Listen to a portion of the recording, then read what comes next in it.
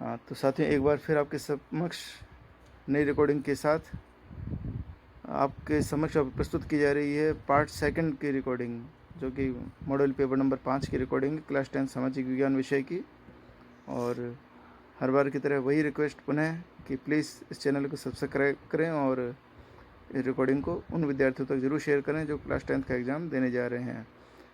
Recording प्रस्तुत की जा रही है क्लास 10 के ही स्टूडेंट उनके द्वारा रीडिंग करके, और कुछ ही देर में आपके समक्ष प्रस्तुत हो रहे हैं। मॉडल पेपर नंबर 5 सामाजिक विज्ञान कक्षा 10 पार्ट 2 प्रश्न संख्या 20। पल्लव वंश के बारे में आप क्या जानते हैं? इसका उत्तर है पल्लव वंश। पहला, पल्लव वंश के शासक अर्काट, मद्रास, त्रिचनापल्ली तथा तंजौर के आधुनिक जिलों पर राज्य करते थे। पहला पल्लव राजा विष्णुगुप्त था। सिंह विष्णु 6ठी शताब्दी ईस्वी के उत्तरार्ध में सिंहासन पर बैठा। प्रमुख पल्लव राजा थे महेंद्र वर्मा, नरसिंह वर्मा, महेंद्र वर्मा द्वितीय, परमेश्वर वर्मा प्रथम, नरसिंह वर्मा द्वितीय, परमेश्वर वर्मा द्वितीय, नंदी वर्मा प्रथम एवं द्वितीय तथा अपराजित। नरसिंह वर्मा ने 642 ईस्वी में पुलकेशिन द्वितीय को हराया। दूसरा, प्रारंभिक पल्लव राजाओं ने महाबलीपुरम नगर की स्थापना की तथा अनेक मंदिरों का निर्माण कराया। प्रश्न नंबर 21, हम्मीरदेव चौहान की दिग्विजय नीति का वर्णन कीजिए। इसका उत्तर है हम्मीरदेव चौहान की दिग्विजय नीति। इसमें पहला है 1282 ईस्वी में गद्दी पर बैठते रणथंभौर के शासक हम्मीर देव चौहान ने दिग्विजय की नीति अपनाते हुए भीमरसर के राजा अर्जुन को पराजित करके मांडलगढ़ से कर वसूल किया। दूसरा, वह दक्षिण के परमार शासक भोज को पराजित करके उत्तर की ओर चित्तौड़, आबू, वर्धनपुर, काठियावाड़, पुष्कर, चंपा होता हुआ वापस रणथंभौर पहुंचा। तीसरा, रणथंभौर पहुंचकर विजय के उपलक्ष्य में हमीर देव ने कोटिया जन यज्ञ का आयोजन करवाया। चौथा, हमीर देव ने 17 युद्ध लड़े, जिनमें से 16 युद्धों में विजय रहा। प्रश्न नंबर 22वां, इटली के एकीकरण में आने वाली कोई 4 बाधाएं लिखिए। इसका उत्तर है पहला, इटली में प्रक्रियावादी विदेशी प्रभुत्व का होना एक प्रमुख बाधा थी। लोम्बार्डी व वेनेशिया ऑस्ट्रिया के सीधे नियंत्रण में थे तथा मॉडेना और टस्कनी पर ऑस्ट्रिया से संबंधित राजकुमारों का अधिकार था।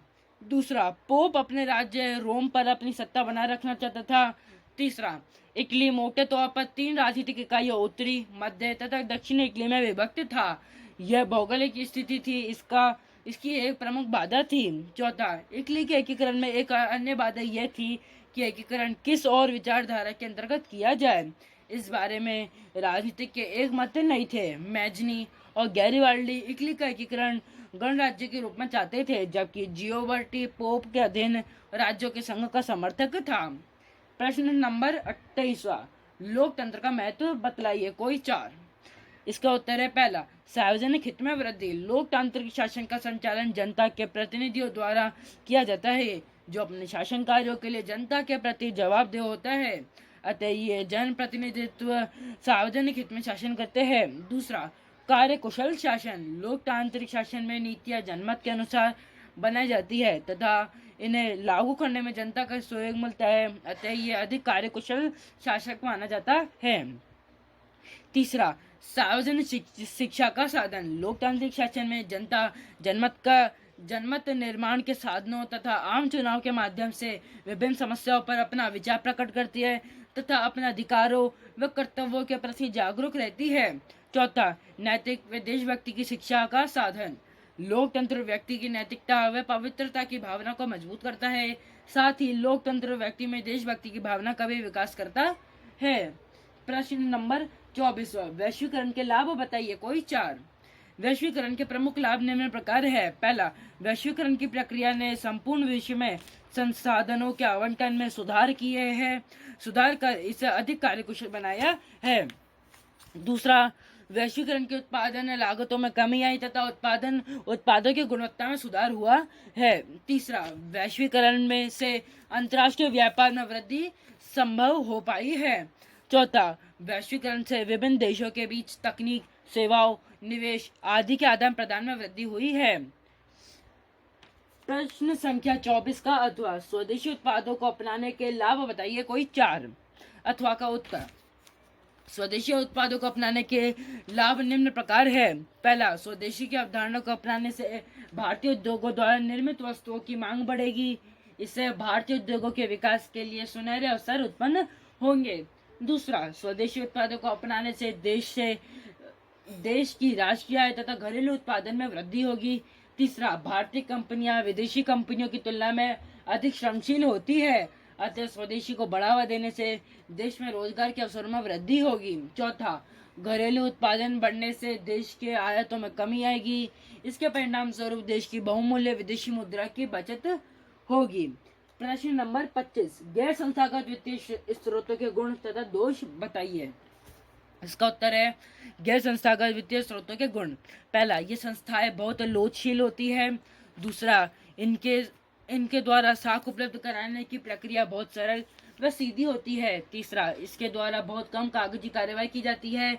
चौथा, इन संस्थाओं द्वारा लेन देन का कम रिकॉर्ड रखा जाता है। पांचवा, ये बिना कारण एवं पूछताछ किए शीघ्र ऋण दे देते हैं। गैर संस्थागत वित्तीय स्रोतों के दोष। पहला, इनकी ब्याज दरें काफी ऊंची होती है। दूसरा, ये रिकॉर्ड में हेराफेरी करके शोषण करते हैं। तीसरा, ये वसूली करने हेतु अनुचित साधनों का उपयोग करते हैं। प्रश्न नंबर 26, नकल रोकने के कानून के बारे में आप क्या जानते हैं, समझाइए। इसका उत्तर है नकल रोकने का कानून। राजस्थान में विभिन्न परीक्षाओं में नकल की प्रमुख समस्या है। यहाँ विद्यार्थी परीक्षा में कई तरह से नकल करते हैं तथा वर्तमान में विद्यार्थी नकल करने हेतु आधुनिक तकनीकों का उपयोग करने लग गए हैं। राजस्थान में सरकार ने नकल विरोध कानून बनाया। सरकार ने नकल रोकने हेतु राजस्थान सार्वजनिक परीक्षा अनुचित साधनों पर रोक अधिनियम 1992 पारित किया। इस अधिनियम के अनुसार परीक्षाओं के दौरान नकल एवं अनुचित साधनों के प्रयोग करने पर 3 साल की सजा का प्रावधान किया गया है। इस अधिनियम के तहत नकल करने वाले छात्र के विरुद्ध आपराधिक प्रकरण दर्ज किया जाता है तथा उसे विद्यालय से निष्कासित कर दिया जाता है। प्रश्न संख्या 27, भारत के स्वतंत्रता संघर्ष में क्रांतिकारी आंदोलन के क्या कारण थे? क्रांतिकारियों के योगदान का वर्णन कीजिए। भारत के स्वतंत्रता संघर्ष में क्रांतिकारी आंदोलन के कारण। पहला, लॉर्ड कर्जन की प्रतिक्रियावादी नीति। दूसरा, 1905 में बंगाल का विभाजन। तीसरा, ब्रिटिश सरकार की दमनकारी नीति। चौथा, जनता को कुशल नेतृत्व देने में नेताओं का असफलता। क्रांतिकारियों का योगदान। पहला, महाराष्ट्र में क्रांतिकारी आंदोलन। महाराष्ट्र में वासुदेव बलवंत फड़के ने क्रांतिकारी आंदोलन शुरू किया। 1879 में फड़के को बंदी बनाकर अरब देश की जेल में भेज दिया, जहां 1889 में उनका देहांत हो गया। दूसरा, चापे का बंधुओं द्वारा रैंड की हत्या। 22 जून 1897 को चापे का बंधुओं ने पूना के प्लेग कमिश्नर रैंड तथा उनके सहायक एयर्स्ट की हत्या कर दी। चापे के बंधुओं को गिरफ्तार कर लिया गया, उन्हें फांसी की सजा दी गई। तीसरा, श्यामजी कृष्ण वर्मा। 1905 में श्यामजी कृष्ण वर्मा ने लंदन में भारत स्वशासन समिति इंडिया हाउस की स्थापना की। इन्होंने एक मासिक पत्रिका भी प्रारंभ की। शीघ्र ही इंडिया हाउस लंदन में रहने वाले भारतीयों के लिए आंदोलन करने का एक केंद्र बन गया। चौथा है विनायक दामोदर सावरकर। वीर सावरकर एकमात्र ऐसे क्रांतिकारी थे जिन्हें ब्रिटिश सरकार ने 2 जन्मों की आजीवन कारावास की सजा दी थी और उन्हें गिरफ्तार करके अंडमान की सेलुलर जेल में बंद कर दिया था। पांचवा, बंगाल में क्रांतिकारी आंदोलन। बंगाल में क्रांतिकारी आंदोलन का सूत्रपात पी मिश्रा ने किया। युगांतर तथा संध्या नामक पत्रिकाओं में अंग्रेज विरोधी विचार प्रकाशित किए जाने लगे। प्रश्न नंबर 27 का अथवा सीकर किसान आंदोलन का वर्णन कीजिए। अथवा का उत्तर, सीकर किसान आंदोलन 1922 में सीकर के जागीरदार राव राजा कल्याण सिंह ने 25 से 50% तक भू राजस्व में वृद्धि कर दी। इस पर 1923 में सीकर के किसानों ने रामनारायण चौधरी के नेतृत्व में आंदोलन शुरू कर दिया। सीकर किसान आंदोलन के प्रमुख चरण इस प्रकार रहे। पहला, राजस्थान जाट क्षेत्रीय महासभा की स्थापना। 1931 में राजस्थान जाट क्षेत्रीय सभा की स्थापना हुई। दूसरा, महिलाओं की महत्वपूर्ण भूमिका। सीकर किसान आंदोलन में महिलाओं की महत्वपूर्ण भूमिका रही। सीहोर के ठाकुर मानसिंह द्वारा किसान महिलाओं के साथ किए गए दुर्व्यवहार के विरोध में 25 अप्रैल 1934 को कटरातल नामक स्थान पर श्रीमती किशोरी देवी की अध्यक्षता में एक विशाल महिला सम्मेलन आयोजित किया गया। इस सम्मेलन में बड़ी संख्या में महिलाओं ने भाग लिया। तीसरा, सरकार की दमनकारी नीति। 25 अप्रैल 1935 को जब राजस्व अधिकारियों का दल लगान वसूलने के लिए कुदन गांव पहुंचा तो एक वृद्ध महिला धापी दादी द्वारा उत्साहित किए जाने पर किसानों ने लगान देने से इनकार कर दिया। इस वक्त पुलिस ने किसानों पर गोलियां चलाई, जिसमें 4 किसानों मारे गए और 175 किसानों को गिरफ्तार किया गया। चौथा, किसानों की मांगों को स्वीकार करना। किसानों को विभत्स हत्याकांड के गूंज फिर ब्रिटिश संसद में सुनाई दी और ब्रिटिश संसद ने किसानों के आंदोलन के समर्थन में पुनः आवाज उठाई। 1935 के अंत तक किसानों की अधिकांश मांगे स्वीकार कर ली गई। प्रश्न नंबर 28, उच्चतम न्यायालय के संगठन को समझाइए। इसे एक अभिलेख न्यायालय क्यों कहा जाता है? इसका उत्तर है उच्चतम न्यायालय का संगठन। पहला, न्यायाधीशों की संख्या। सन 2008 से उच्चतम न्यायालय के न्यायाधीशों की संख्या मुख्य न्यायाधीश सहित 31 है। दूसरा, न्यायाधीशों की नियुक्ति। सर्वोच्च न्यायालय के न्यायाधीशों की नियुक्ति भारत का राष्ट्रपति करता है। वर्तमान में न्यायाधीशों की नियुक्ति कॉलेजियम द्वारा की जाती है। तीसरा, न्यायाधीशों की योग्यताएं। अ, वे भारत का नागरिक हो। ब, वे किसी उच्चतम न्यायालय अथवा 2 या 2 से अधिक न्यायालयों में लगातार कम से कम 5 वर्ष तक न्यायाधीशों के रूप में कार्य कर चुका हो, या किसी उच्च न्यायालय या न्यायालयों में लगातार 10 वर्ष तक अधिवक्ता रह चुका हो, या राष्ट्रपति की दृष्टि से वह कानून का उच्च कोटि का ज्ञाता हो। चौथा है कार्यकाल। कार्यकाल 65 वर्ष की आयु तक होता है, लेकिन संसद महाभियोग पारित कर किसी न्यायाधीश को 65 वर्ष से पूर्व पद मुक्त कर सकती है। पांचवा है वेतन, भत्ते व अन्य सुविधाएं। न्यायाधीशों को समय समय पर संसद द्वारा निर्धारित वेतन, भत्ते, निवास स्थान, स्टाफ कार तथा अन्य सुविधा प्राप्त होती है। उच्चतम न्यायालय एक अभिलेख न्यायालय। पहला, इस न्यायालय के निर्णय भारत में सब जगह साक्षी के रूप में स्वीकार किए जाते हैं और इन्हें किसी भी न्यायालय में प्रस्तुत किए जाने पर इनकी प्रामाणिकता संबंधी प्रश्न नहीं उठाया जाता है। दूसरा, उच्चतम न्यायालय द्वारा न्यायालय अवमानना के लिए किसी भी प्रकार का दंड किया जा सकता है। प्रश्न नंबर 28 का अथवा सर्वोच्च न्यायालय के क्षेत्राधिकार एवं शक्तियों का वर्णन कीजिए।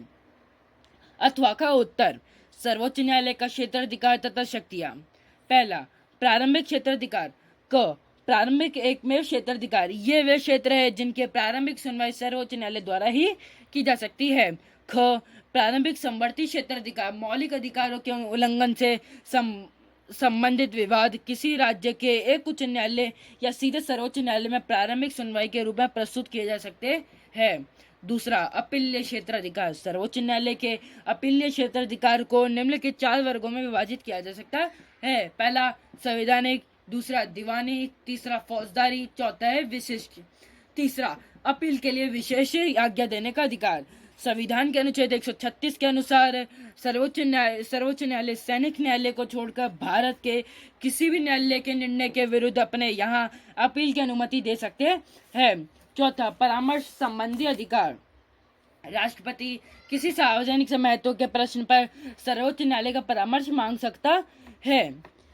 पांचवा, मौलिक अधिकारों का रक्षक। भारत का सर्वोच्च न्यायालय मौलिक अधिकारों को लागू करने के लिए वह बंदी, प्रत्यक्षीकरण, परमादेश, प्रतिषेध, अधिकार प्रच्छा और उत्प्रेषण लेख जारी कर सकता है। छठा, न्यायिक पुनर्विलोकन की शक्ति। संविधान सर्वोच्च न्यायालय को संघीय तथा राज्य सरकार द्वारा निर्मित विधियों के पुनर्विलोकन का अधिकार देता है। सातवां, अभिलेख न्यायालय। अनुच्छेद 129 सर्वोच्च न्यायालय को अभिलेख न्यायालय का स्थान भी प्राप्त प्रदान करता है। प्रश्न नंबर 29, विधानसभा के गठन की विवेचना कीजिए। 29वें का आंसर, विधानसभा का गठन। विधानसभा विधानमंडल का प्रथम व लोकप्रिय सदन है। इसका गठन निम्न प्रकार होता है। पहला, सदस्य संख्या। संविधान के अनुच्छेद 170 के अनुसार राज्य की विधानसभा के सदस्यों की अधिकतम संख्या 500 तथा न्यूनतम 60 होगी। दूसरा, स्थान आरक्षण। राज्य की विधानसभाओं में अनुसूचित जातियों व जनजातियों के लिए स्थानों के आरक्षण की व्यवस्था जनवरी 2020 तक की गई है। तीसरा, निर्वाचन पद्धति।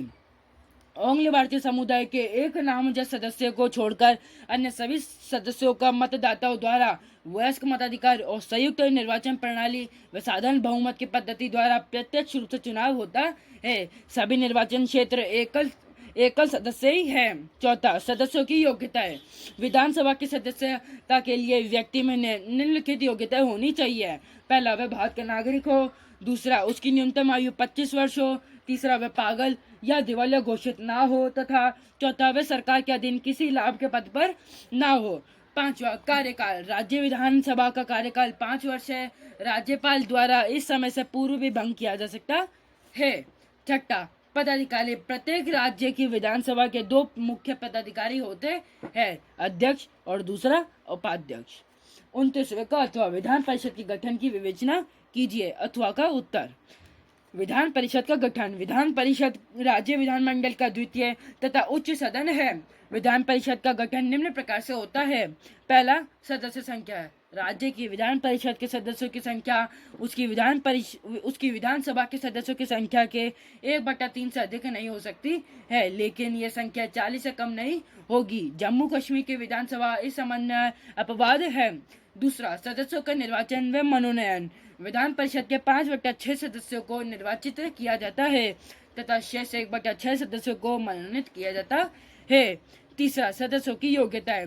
विधान परिषद की सदस्यता के लिए आवश्यक है कि वह भारत का नागरिक हो, 30 वर्ष की आयु पूरी कर चुका हो, उस राज्य की विधानसभा के लिए निर्वाचन क्षेत्र का निर्वाचक हो तथा वह पागल या दिवालिया ना हो एवं सरकार के किसी लाभ के पद पर ना हो। चौथा है कार्यकाल। विधान परिषद एक स्थायी सदन है। इसके सदस्यों का कार्यकाल 6 वर्ष है। प्रति 2 वर्ष पश्चात इसके 1/3 सदस्य अपना पद छोड़ देते हैं और उनके स्थान पर नए निर्वाचन होते हैं। पांचवा, पदाधिकारी। विधानसभा अपने सदस्यों में से एक सभापति और एक उपसभापति का चुनाव करती है। प्रश्न संख्या 30, दिए गए भारत के रेखा मानचित्र में निम्नलिखित को अंकित कीजिए। पहला है दामोदर घाटी परियोजना, दूसरा मुंबई, तीसरा है डूंगरपुर, चौथा है भिलाई और पांचवा है सिक्किम। यह प्रश्न 5 नंबर का है और आप इन सभी पांचों जगहों को एटलस की सहायता से देखकर भर सकते हैं और याद कर सकते हैं। स्टार्ट। तो इस प्रकार से आपके समक्ष 5 मॉडल पेपर परीक्षित किए जा चुके हैं और हर मॉडल पेपर को 2 भाग में रिकॉर्ड किया गया है आपके आसानी के लिए। पहले मॉडल पेपर में 19 क्वेश्चन है जो कि छोटे क्वेश्चन है, 20 शब्द से 40 शब्द तक के प्रश्न हैं। और बाकी जो प्रश्न हैं जो ज़्यादा नंबर के हैं, 100 शब्दों से लेकर 150 शब्दों तक, और जो कि प्रश्न नंबर 20 से 30 तक है, उनको सेकंड पार्ट में रिकॉर्ड किया गया है। अलग अलग करने के पीछे पर्पज़ ये था कि जिससे कि आपको उबाऊपन महसूस ना हो और हर प्रश्न को आप बड़े आराम से सुन और याद कर सकें। रिक्वेस्ट है कि आप इस रिकॉर्डिंग को बार बार सुनिए और परीक्षा की अच्छी से अच्छी तैयारी कीजिए। आप सभी को एडवांस में बेस्ट ऑफ लक। और साथ ही एक छोटा सा रिक्वेस्ट कि इस रिकॉर्डिंग को आप उन विद्यार्थियों तक जरूर पहुंचाएं जो क्लास 10th का एग्ज़ाम देने जा रहे हैं या उसकी तैयारी में लगे हुए हैं। मिलते हैं फिर अगली बार एक नई रिकॉर्डिंग के साथ। तब तक के लिए धन्यवाद।